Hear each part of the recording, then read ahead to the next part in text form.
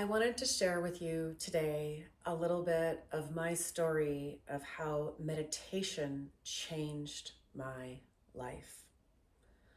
About 18 years ago, my hair started to fall out in droves.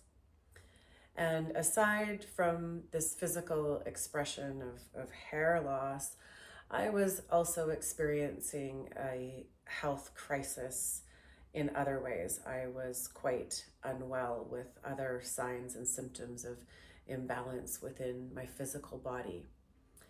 Now, over time and the use of some traditional medicine as well as holistic interventions, my physical body began to come back on board.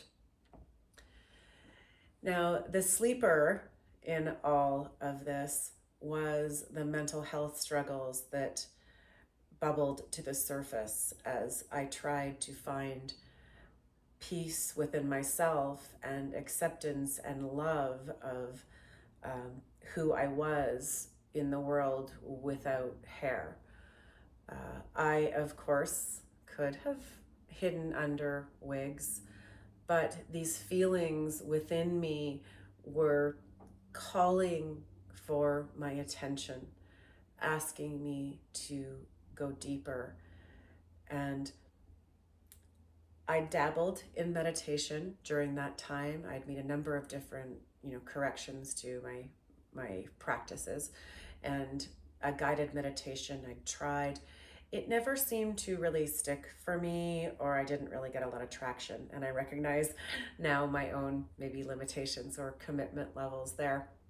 However, it didn't seem to work very well for me. Flash forward to about 5 years ago when I signed up to become a teacher of Ayurveda with the Chopra Foundation. And one of the prerequisites to becoming a teacher and embarking on this journey with them was to adopt a regular meditation practice. And I'm a good student. I'd also, signed up and offering, lots of money and my time to this program. So I dove headfirst into a meditation practice. And under the tutelage of the Chopra instructors, I adopted a regular meditation practice that I still have in place to this day.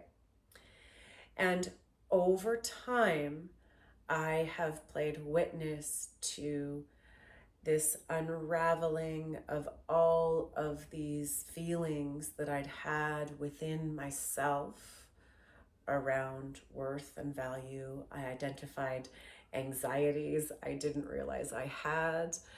I became less reactive in my life and more responsive to the experiences that would come up for me.